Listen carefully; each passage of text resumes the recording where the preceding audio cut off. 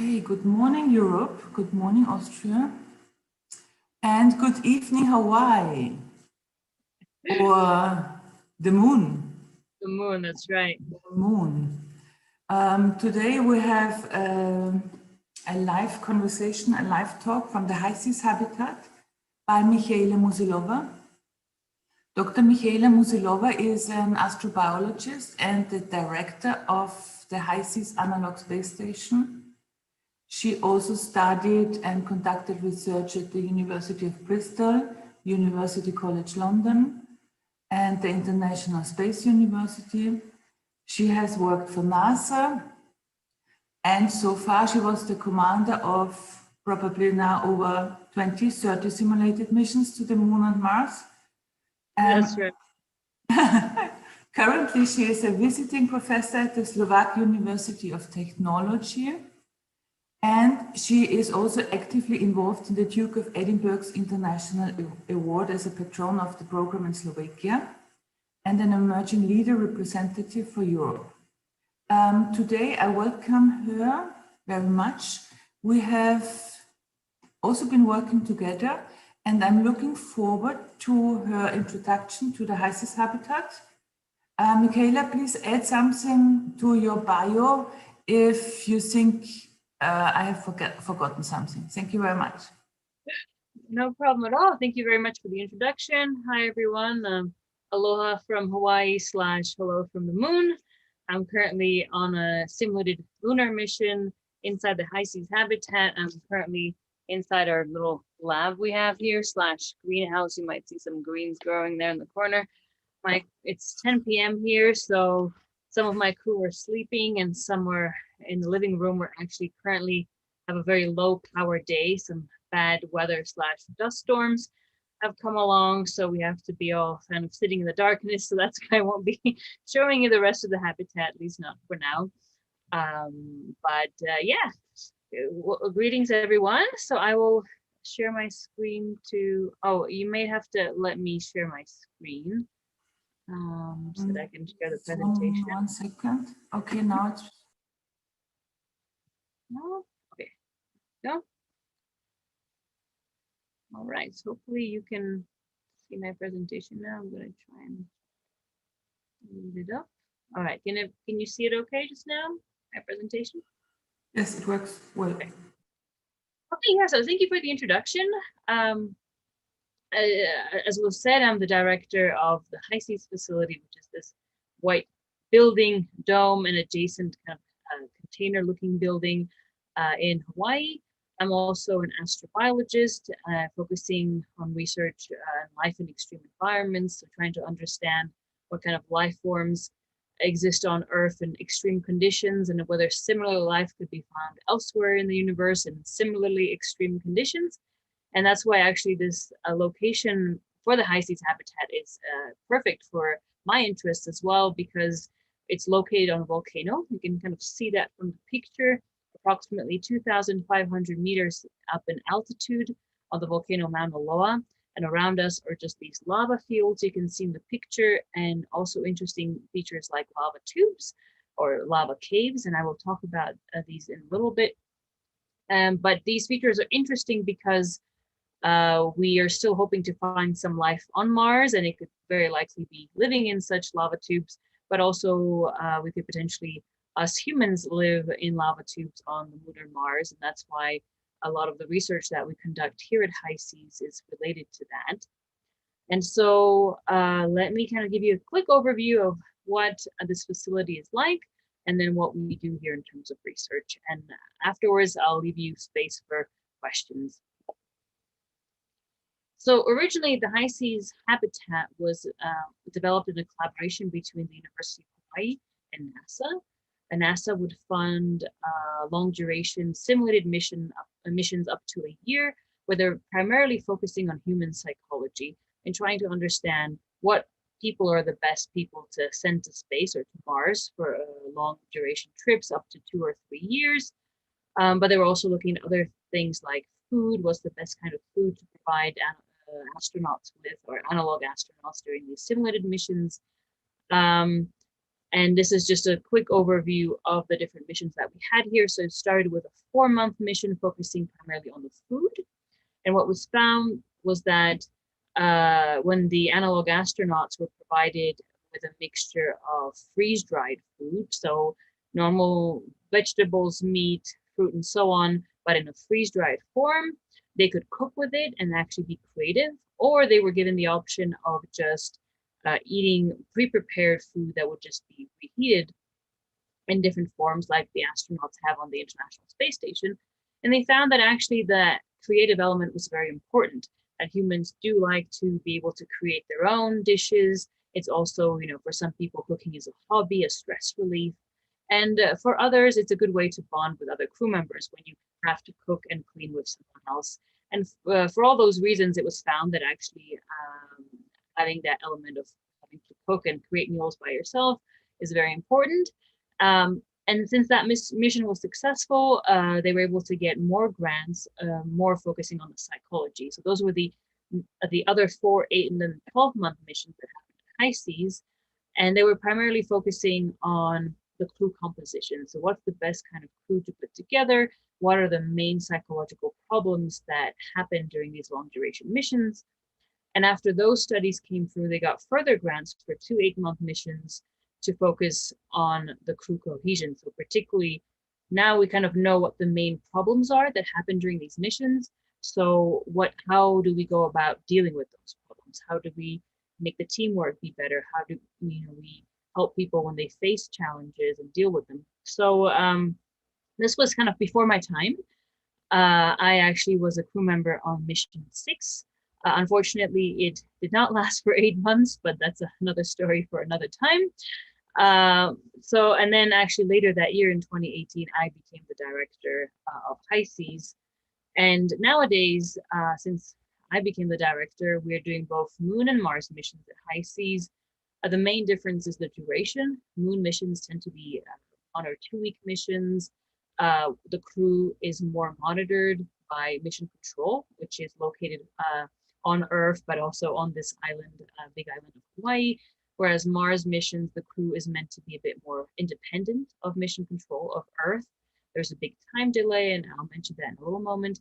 And those are the main factors that differentiate the 2 missions. So the duration and how autonomous the crew is or not.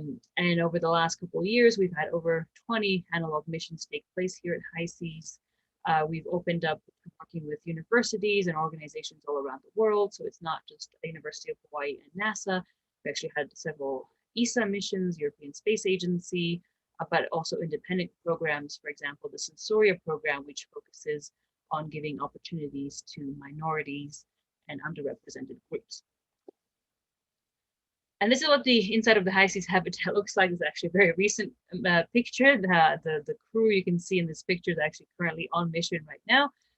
You can see me on the left-hand side working, and then other crew members that are actually next door are sitting around this desk area. It is a dome, so that's why it looks very rounded. But the important thing to notice in this picture is the room available for us to do, well, everything.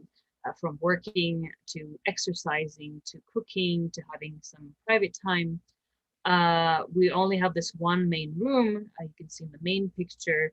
And so many times, we will be working behind our desks and someone will be running on the treadmill right behind us or doing jumping jacks or whatever. And we can hear all the noises they make, smell their sweat, and just have to roll with it. And then, a few meters away, people will be in the kitchen, maybe listening to music or talking or playing card games.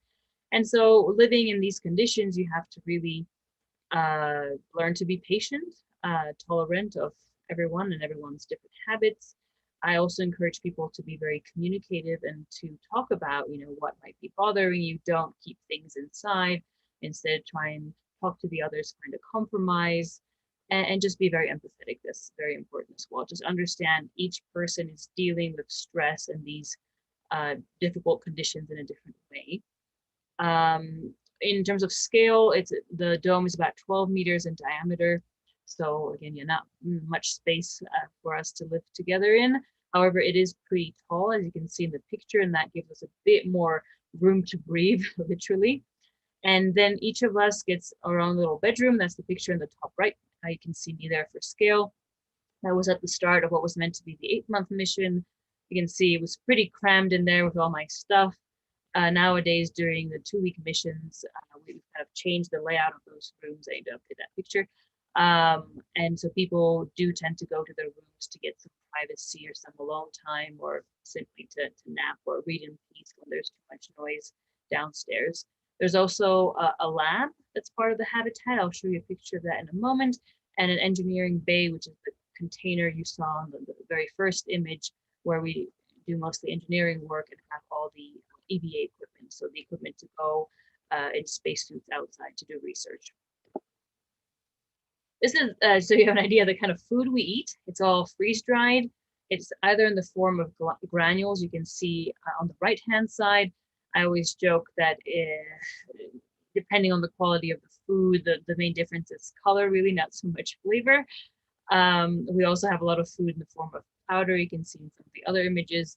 And if you're unfortunate and don't have a very good cook on the crew, it all turns into that mush you can see in the middle picture. Fortunately, there's almost always at least one person in the crew who can cook pretty decently, so meals have been pretty tolerable, or actually sometimes excellent. But there have also been missions where we were unfortunate, didn't have many good cooks, and then it was very painful to have to eat food, and we were just eating to get some calories into our body. The food is limited. We're only allowed to bring, we only have a certain allowance of food, so we have to really be careful how much fruit and vegetables and meat we use, because we could use it up really quickly. Same with water. We only have a restricted amount of water we can use on mission.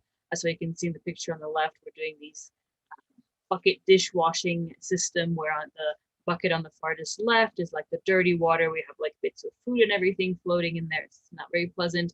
Then you have the middle bucket, which is the soapy water, and then the clean bucket is the one furthest on the right. It's the best way we found to save water. Same goes with bucket showers. That's the red bucket you can see on the picture on the right. We only have an allowance of about 5 minutes of shower time per week to save on water. And so many people just fill up even maybe a fifth of that red bucket and take really short, like 5 seconds showers. Some crew members save up their water allowance to have like a longer shower once a week or so.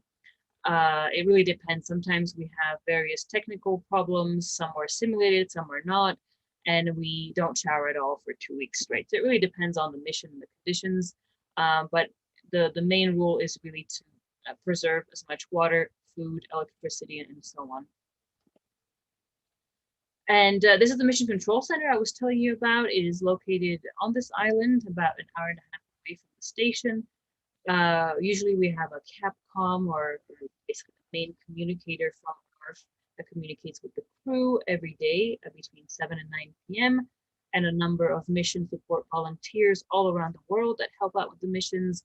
Nowadays, because of the pandemic, we do a lot of things remotely, but if in person, they would be sitting in this Mission Control Center. You may see in some of the pictures, we have cameras that watch the crew at all times. Mission Control also has access to our water supply, so they know how much water we have left, how much power, how high the CO2 levels are in the habitat, and other factors, and they can warn us if something's going wrong, or they can provide us with help in case of any problems. And then back again to that difference between the Moon and Mars missions. With a Moon mission, there's only about a 2-second delay each way in communication, which is why I'm able to talk with you right now, maybe with some technical interruptions. Whereas with Mars, we're talking about a 20-minute delay in communication each way, which means if you had a big problem or an emergency, it would take at least 40 minutes for you to get help from Earth in the form of an email, for instance. That's why people on Mars missions, and even these analog Mars missions, are trained to be as independent as possible, and just have to function without help from Earth or very limited help. Whereas people on Moon missions can have access to help almost instantaneously. Recently, we were troubleshooting some problems with our communication systems and our spacesuits, and we would have a colleague from Mission Control communicate with us through a loudspeaker. And there was this, 2-second delay each way. It's a little bit annoying, but we were able to get a lot of work done that way. So quickly about how our kind of life is during a mission. The crew is kept busy with a very busy schedule from morning to evening. Sometimes it's mundane things, like if you look at the picture on the left, you can see crew members doing inventory. So they're looking at the stock of how much food and cleaning products and other things we have, so that we can make sure we don't accidentally use up too many things during our mission and then have to live without. In the picture on the bottom right, that's the lab where I'm currently sitting right now.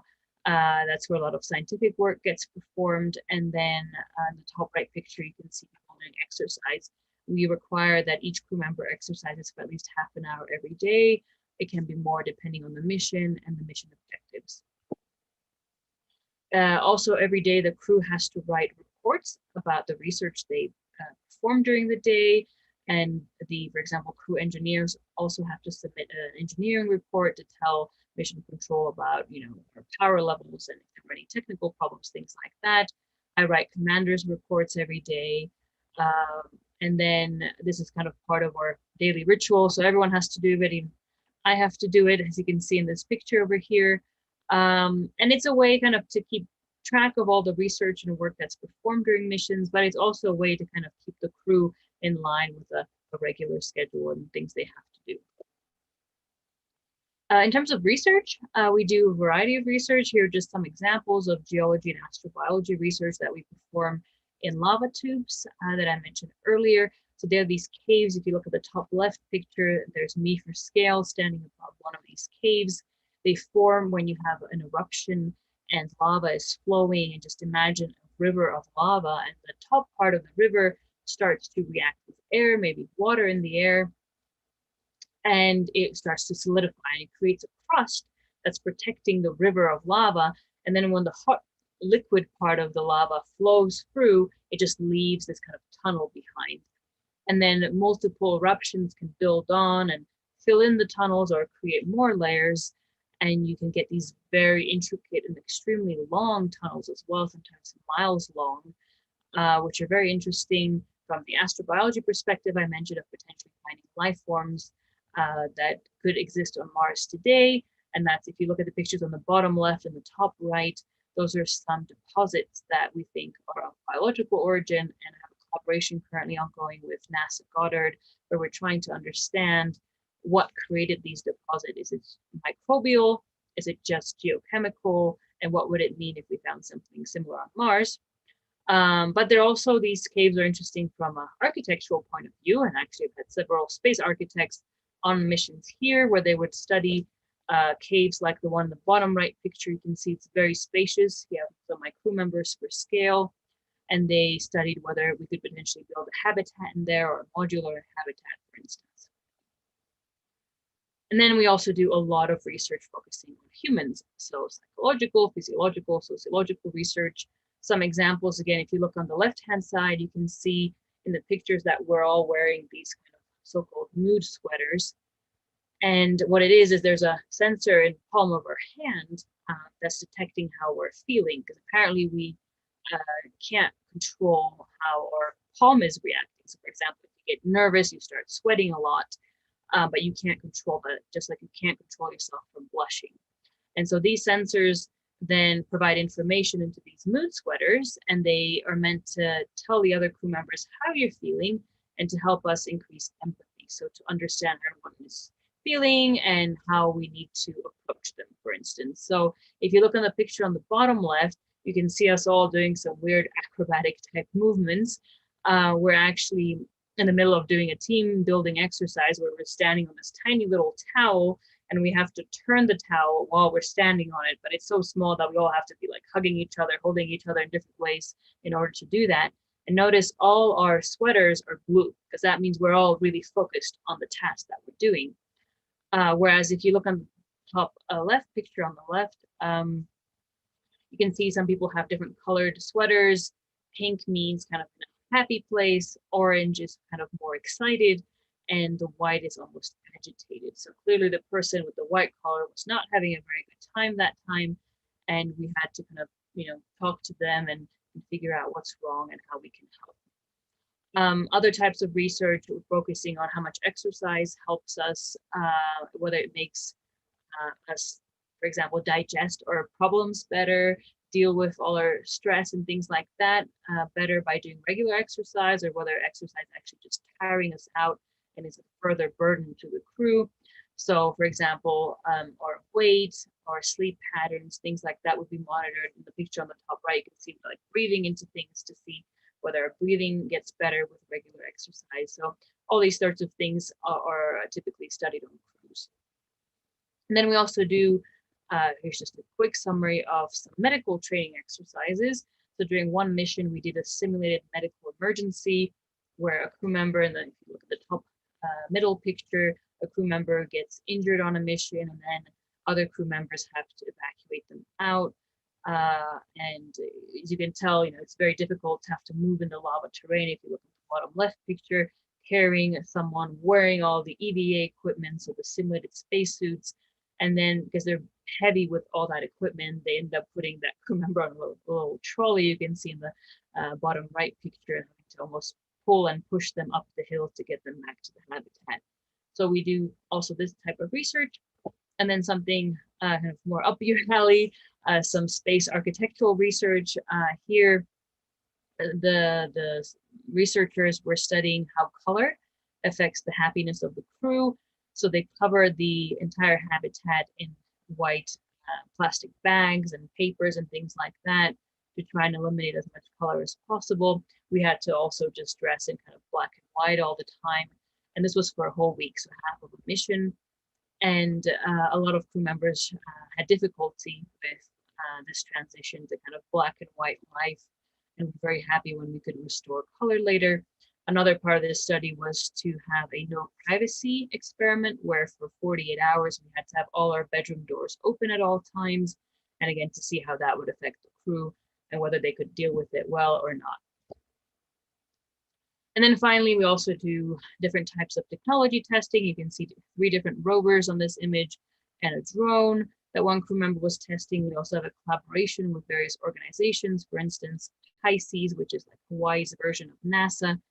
And they lent us the bigger rover. You can see in the top left picture, there's again E for scale. So we do a lot of technological testing on missions as well. And that's why we have to have engineers on crews. There's just so much technology, so many life support systems people have to maintain to literally keep us alive. So you can see in the top left picture, there are people maintaining antennas that help us communicate with mission control and Earth. In the top right picture, there's a colleague looking at our so-called environmental monitoring control. So basically that's life support systems to see how much power we have left, water, CO2 levels, things like that. And as an example, in the bottom graphs, you can see on days when we had so-called dust storms or storms outside of the habitat, where solar panels would not recharge properly with energy, and we would charge up to a maximum of maybe 68%. And then we would struggle overnight because of heating and other elements. The power would go down to below 20%. And if we would ever get to 5%, we would have a blackout. So that's something we always want to avoid. And then if you look at the water gallons, and that's over the course of one mission, as an example, over 2 weeks, the crew used only about 100 gallons of water. They were able to save that much water. So, it's difficult to be on missions, but it's all about teamwork and people, taking their research and roles responsibly and taking care of us as well. And on that topic, so we also try to talk about the work we do, just like I'm doing now, and make it more approachable to the public. So we work a lot with the media, with schools and so on to tell the human side of the story of what it is like to be on a mission, why it's so important for us to do these missions in the first place, to help humans be able to live on the moon and Mars one day. If you want to know more, for instance, recently a movie called Space Drop, you can see in the bottom right picture, came out. It's only about a 40-minute documentary, a very funny one that was filmed during a 2-week lunar mission. And in the bottom right picture, I usually like to show that for amusement. I work with various schools and high schools, and in Slovakia, where I'm from, I organized a nationwide competition called Mission to Mars. And during the competition, high school students get to design an experiment, and the winning experiment I bring on mission with me.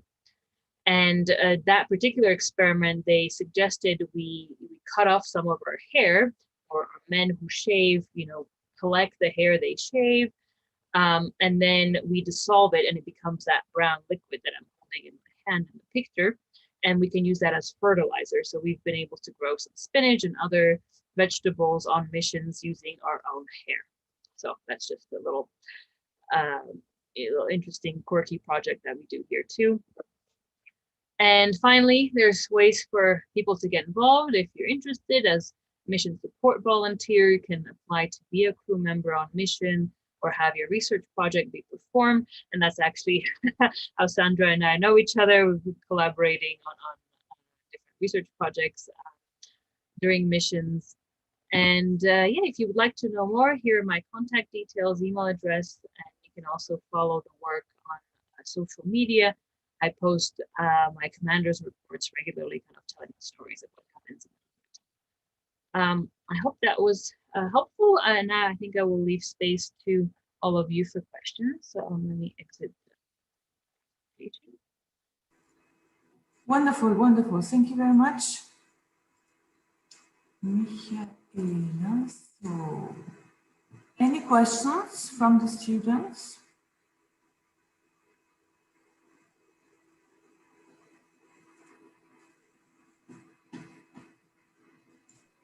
Yes, if I might. Hi, Michaela. You were talking about this test where you had to leave your doors open for 48 hours to see how this affects your privacy. Can you tell us a bit about that outcome? How was that? It was very interesting because it was a mixed crew, so it wasn't just males or females, it was combined. And so at first there was that kind of uncomfortable awkwardness of, everyone would have to try and figure out if they're going to change in the rooms or change in the bathroom or whatever. And then I think after maybe half a day of people kind of getting over the awkward part, they kind of got used to it. And then you almost get comfortable where you kind of just peek to see if anyone's looking, and you just quickly change in your bedroom. And most of the crew just kind of quickly let go of any kind of weirdness, and we just kind of accepted it. So the second day was actually perfectly fine, and it was almost strange to have to close our doors after those 48 hours. So it was pretty successful, and I think had it been a all of one gender crew, it would have probably been even easier, but it was the fact that it was mixed that caused a little bit of awkwardness at first. But would you say that we need these privacy, these little spots also? Can we just drop them? I think from experience, people do need that alone time. I think not so much, you have the bathroom or whatever if you want to change or things like that. But I think it gets really tiring to have to be around people all the time. And, usually you want to present your best self. So you want to be funny and friendly and whatever. But sometimes you just want to not have to worry about that and just want to be in your room alone and do whatever you want to do. So privacy is important. I don't think it has to be all the time, but it's important for every crew member to be able to go somewhere and have that alone time. And usually people need it at least once a day. All right, thank you very much.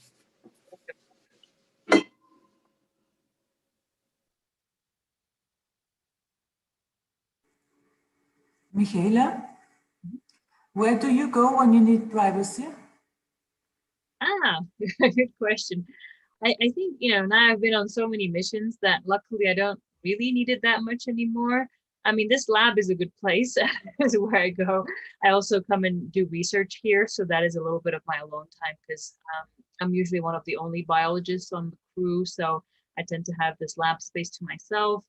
But even I used to be embarrassed, for example, my hobby is to dance. And so for my exercise, I like to dance. And at first I would come and dance in here in the lab because I could close the door and have some privacy.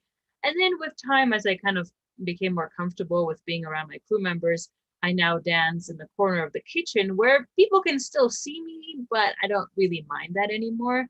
And also I tend to work until late at night. So usually most of the crew is asleep by the time I'm still working away. So I get a little bit of privacy of just kind of sitting alone.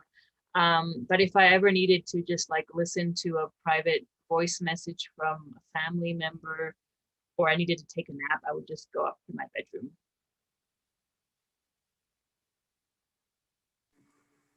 And Michaela, what is the current mission? The current mission is a lunar mission.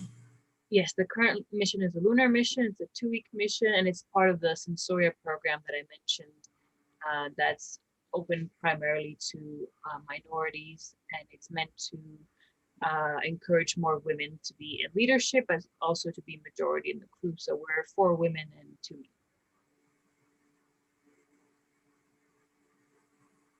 Are there any more questions?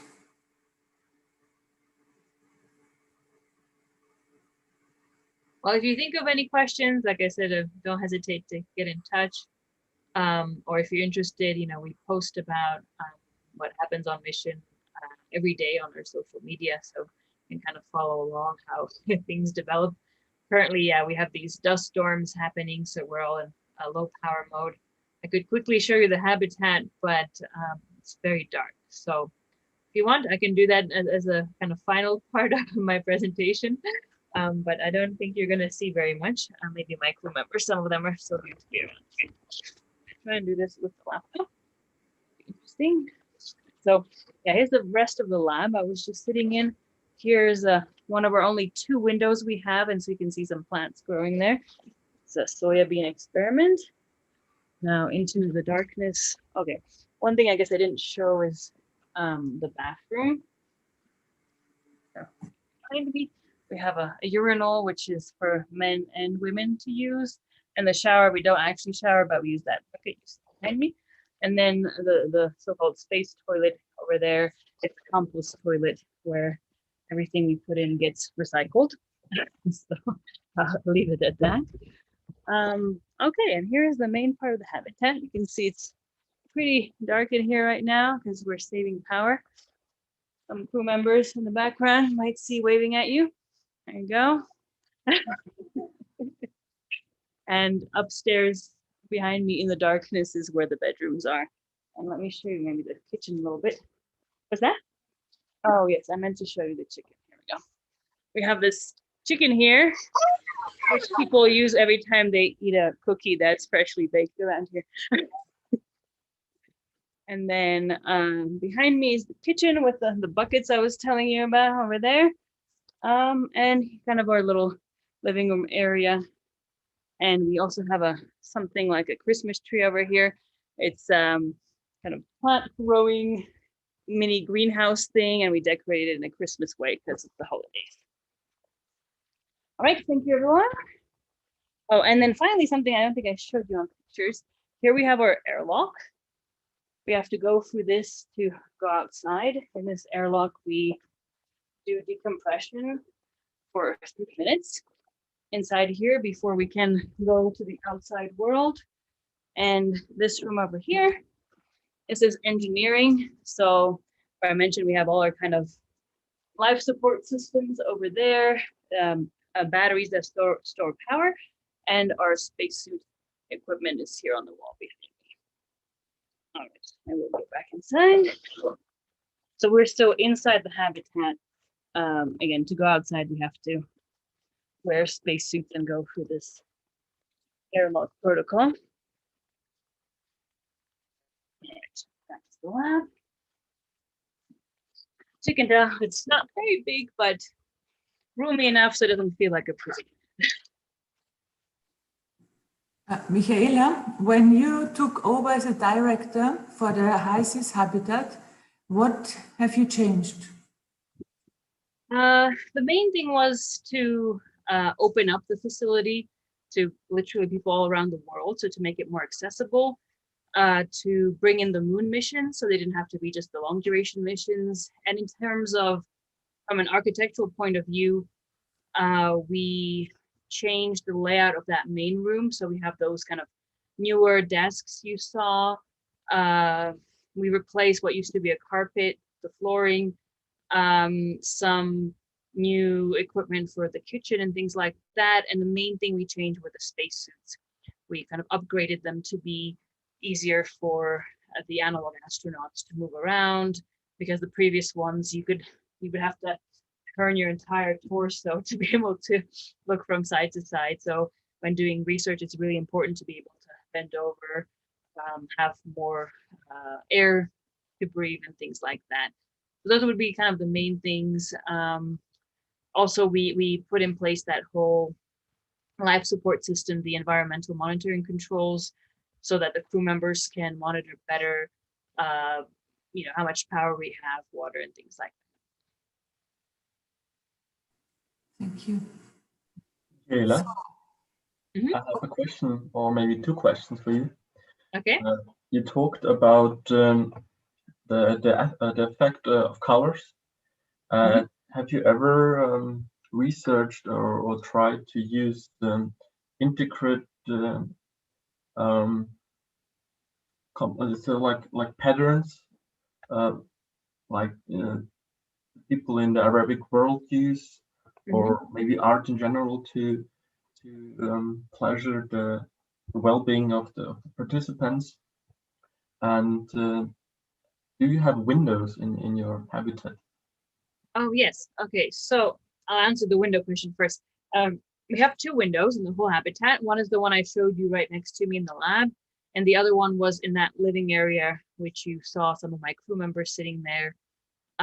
Those are the only two windows we have, and actually they're super precious. People spend at least some time in their day looking out the window.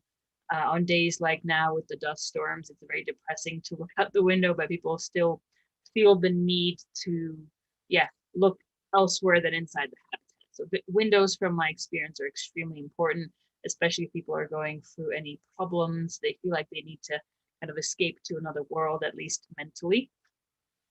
In terms of the patterns, I mean, it's not something that we specifically researched, but what I do is I let the crews be creative. So, draw, design their own things, decorate the habitat. I didn't really show you now during the tour, but there are so-called Easter eggs all around the habitat. These are like little memorabilia that different crews kind of leave behind, or messages they leave each other, things like that. And I find that makes this place much better to live in. But it also makes the crew members, feel happier, feel like they've contributed to the mission, the habitat as well. So I kind of let people develop their own patterns or decorations, if you will.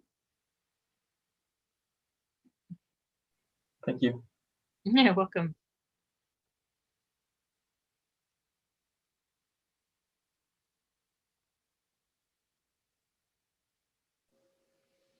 If I may pose another question. So if I got you right, you have this one habitat which you change from time to time, a little bit. But do you also plan to build other habitats on your site to see other configurations, other possibilities to live in? Funding permitting, would love to, but in research, funding is a big problem. So my boss, he would love to build essentially a prototype of a moon base on a different part of this island, but it's difficult to even get a permit to be able to do that. So that's a much longer term plan. My kind of more shorter term plan is I would like to build a greenhouse, so like a separate part of the habitat, a module to attach to this, or it could be something that's outside that the crews would only be able to access on EVA. But for the moment, we kind of just grow things in the habitat where we can. But ideally, in the future, at least a smaller greenhouse addition would be great. Okay. So the habitat that you have right now, would you say that it could be used in that way at the moon or on Mars? Generally, I mean, in terms of I would say the layout, yes. Not in terms of the material. Obviously, this is it's made to be on Earth, to be on the moon or Mars. It would have to to be very, very different to, have the different pressure systems to protect humans from radiation, micrometeorites, all those things. But in terms of the layout, it seems to be working well. There's, of course, some things that would be better to change.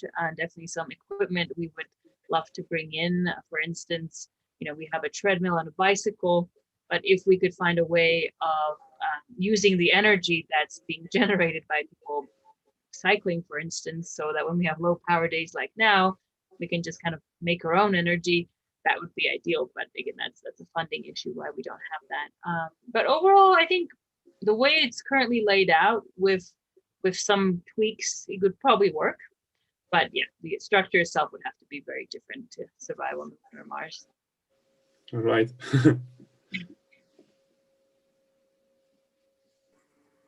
How long, Michaela, do you think you could stay in that habitat with 6 people? For how long, you say? Yes. Well, I came here to do an 8-month mission, and I think I would be able to be here for 8 months, but under the way it's currently designed. I think a few years ago when I originally came here, I probably would have struggled. One of the reasons is, for example, the bedrooms. Now we have like nice mattresses. The rooms are laid out differently. We're trying to get more air circulation, and what we found before is that air wasn't circulating really well, and then we get a lot of CO2 buildup in the habitat. So now we have a CO2 vent. We have little fans in the bedrooms to help with air circulation. We have these new mattresses that make it much more comfortable to sleep. So in this current habitat, I could see myself being here long term. The way it was a few years ago, I probably would have struggled.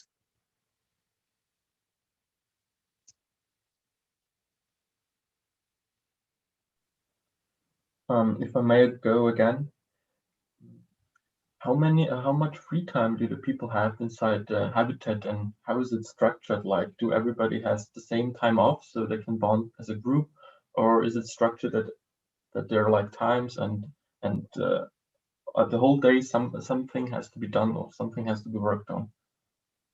So it's kind of a combination of both. So everyone gets free time after dinner. So like now my crew members, we're on their computers or reading books or whatever. And usually the times that we have to be together are the meal times. So breakfast, lunch, and dinner are very important. And when I'm commander, I basically want everyone to be there. And even if you don't really want to eat food or whatever, it's just about being together, because everyone has their own research projects and so many things going on that if we don't come together during those meal times, it's possible for us to not even be together as a group. So meal times are really important, and that's where kind of a lot of the bonding happens, sharing stories, things like that. And then I encourage people to do activities together. So actually, as soon as I finish with you, we're still watching something next door, so I'm gonna go rejoin my friends there. And so yeah, usually the evenings are ideally crew activities, but sometimes people want their alone time, or some people like to go to sleep earlier. So I leave kind of the evening part to everyone. And also people here usually bring their own research projects, so it's really up to them how they schedule it. Some people have really intense projects, so they're just working all day, and then I have to remind them to take some time off. And some others are better at managing their time with like, okay, I'm going to work on research for X amount of hours, and then I'm going to leave X amount of time for myself. So there's some flexibility, and then there's some that I on purpose, I'm like, no, we need to take time off. Or for example, if I see that some crew members are getting tired because we're doing too many EVAs, so the moonwalks, or they're just doing too much research, I on purpose tell them, okay, you really need to take a nap, or you need to take some rest, take a day off, just for their own sake. And how does it work for one psych if you're always monitored? Do you forget sometime about it and just be yourself, or yeah? Yeah, it's like with the privacy study, you quickly kind of forget about the lack of privacy because you're monitored, but it's not like my colleagues sit at mission control all day and watch us. They have work of their own to do. So the cameras are there more as a safety precaution in case something bad happens and it's on record, or maybe, for example, Capcom is waiting for reports from the crew, and one person still hasn't sent the report, so they're going to look at the cameras going, what is this person doing? Why haven't they sent the report? And maybe they're going to message a different crew member, be like, oh, get that person's attention, you know, we need their report, we need that information from them. So the cameras are really more a precautionary thing, and I think the crew realizes this, so very quickly you forget that they're cameras, and it can be almost, you know, embarrassing because you forget them, and then, you know, you're gonna pick your nose or whatever in front of the camera and just hope that no one's ever gonna watch that video, sort of thing. So you get pretty comfortable with it, but then sometimes it can be also I wouldn't say dangerous, but risky in the sense of you might accidentally say something about your boss or about a researcher or whatever, and you realize that it was picked by the camera. And again, you just have to kind of ask the Capcom or whatever to just, you know, delete that or, you know, ignore it or something like that. Michaela, I have one more question. What is the most annoying issue? What do people argue about? Oh, interesting question. It really depends from crew to crew. What I find is sometimes is a personality clash that just, you know, for example, one person may be very sensitive, and you have to be very diplomatic when you give them feedback, and then there may be another crew member that's very blunt and direct, and they may not deliver the message to the sensitive person in the appropriate manner, and that has caused some issues on previous missions. So then it's really important that, like, the commander like myself moderates and, you know, explains to both sides that it wasn't meant in a mean way, it's just a matter of understanding each other. So sometimes it's just, yeah, it's a personality clash or communication issue. And then sometimes it's frustration because of weather, for instance. If a lot of people have to do research outside and we have these dust storms, so we can't leave the habitat, people get stressed out because they can't work on their research, they can't do what they want to do, so they start getting stressed out, frustrated because of that, and sometimes they release that bad energy on other crew members. So it really depends from situation, but those tend to be the two main factors. Sometimes it's small things like people, you know, hate the fact that they can't shower as much as they would like to, or they really miss their loved one back on Earth, or things like that. And so then it's again really important that the commander kind of knows how to read the crew members and talk to the people when they feel that something's wrong, and try and find some compromise or some solution to the problem.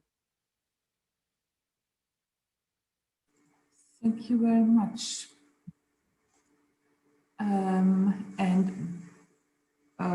Do you think the hiding place for the crew quarters is the hiding place for the crew is the crew quarters? That was my question.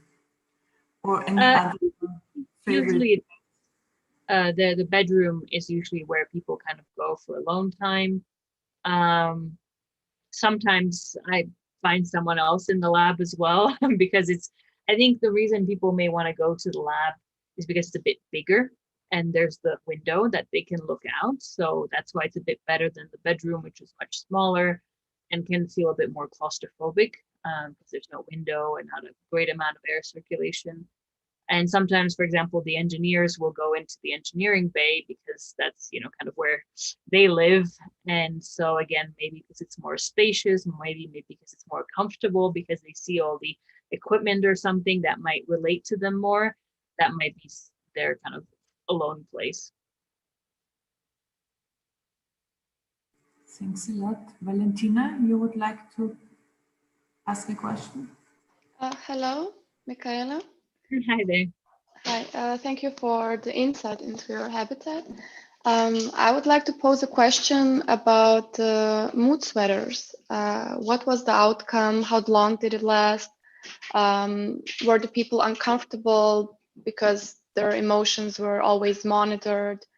And did it help at the end to create maybe a stronger bond between the crew members? So I probably can't talk about the study much yet because it hasn't been fully published. So briefly, on one hand, it sometimes helped because, as I mentioned, sometimes there were some clashes between crew members, and in that particular mission, it was important to increase empathy as much as possible. So I think it was good on that one side. On the other, I think some crew members did feel like it was a little bit of an invasion of privacy, and so they were fighting it a little bit and not super comfortable. So what I found was actually even more interesting with that study were the exercises that we had to do, because we had to do various team exercises, and those I think were much more helpful than maybe the mood colors themselves, because one of them, for instance, was a gratitude chair. So at the end of the mission, each person had to sit in this chair, and then the rest of the crew would say nice things to them, what they're grateful for that they brought to the mission. And that was such a beautiful moment, because everyone would say all these really nice things, and almost everyone cried. And even the people who were, maybe less empathetic, even they, really felt like they were part of the crew and they were appreciated. So I would say that part of the research, I think, had a much bigger impact on the crew than perhaps the mood colors themselves. But again, there's a lot of data that still needs to be presented. So this is just me inferring from the little that I know. Okay, thanks.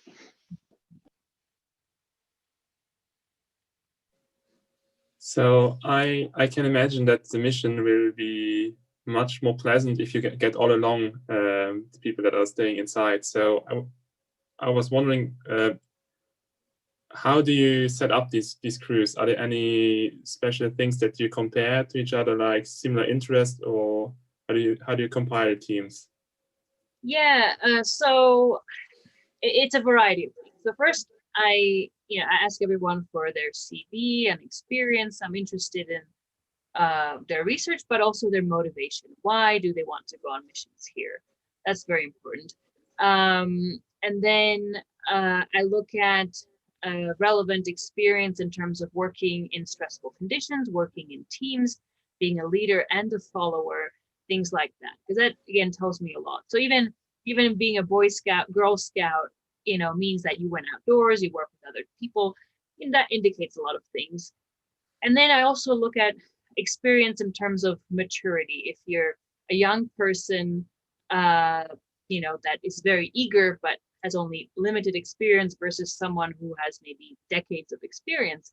And so when I put the crews together, I like to kind of mix. I like to have less experienced people, more experienced people would kind of can help each other in a way. The younger people tend to be more enthusiastic, but however, they also tend to take bigger risks. Whereas the more experienced people tend to be more cautious, but sometimes they're too cautious and they need the other younger element to kind of balance things out. So it's really about combining strengths of people, but also what they can bring to the mission. I need to make sure there's always at least one engineer, at least two, ideally, and then scientists. And I like to have someone that's very different. So a journalist, photographer, artist, whatever, someone that's going to bring something new to the dynamics. And so when I have these applications, I kind of like to mix and match things, and that seems to work the best. All right. And do these people meet up way before the missions or not? We usually meet like this, so through virtual calls. We have several before the start of the mission. I encourage people to share information about themselves, so hobbies, interests, passions, why they're doing this in the first place, some funny pictures maybe. We have chats and things like that. And then, but most of it is we actually meet in person when they arrive here in Hawaii. And then it's all about kind of building the bonding throughout the mission. So what I like to do is I like each person to share their personal story during meal times usually. So everyone kind of tells their story of, their passions, what brought them here. And then we also, like tonight, we shared like, oh, what's your most embarrassing story or things like that. And you saw we have this silly little chicken thing. And so I encourage humor. Humor is so extremely important on missions. So we have all sorts of jokes going on and things like that. And it really makes people just work together so much better. Sounds very exciting. Thank you very much. You're welcome. Michaela, we have a question via YouTube. Mm-hmm. It's Thank you so much for taking the time for this talk. I'm wondering how you deal with people feeling unwell or getting sick, like stomach flu, indigestion. Yes, thank you for the question. We have different procedures in place for different types of problems and emergencies. So for instance, there's always at least one medically trained personnel on mission. So in this case, it's me. And so the first thing for the crew member is to go see the medical officer and tell them what's wrong. And then we have, right here behind me, we have all sorts of medical kits available for different types of problems crew members may have. And so we try and deal with it on mission. If it's something more severe, we have an on-call doctor that we would at first email. And depending on what kind of a mission it is, if it's a lunar one, we could even have a call like this with the doctor. With a Mars one, we would have to like record a video or a voice message and have to work with a 20-minute delay. And of course, if it's something more urgent, at that point, we may have to break the simulation and address the problem directly.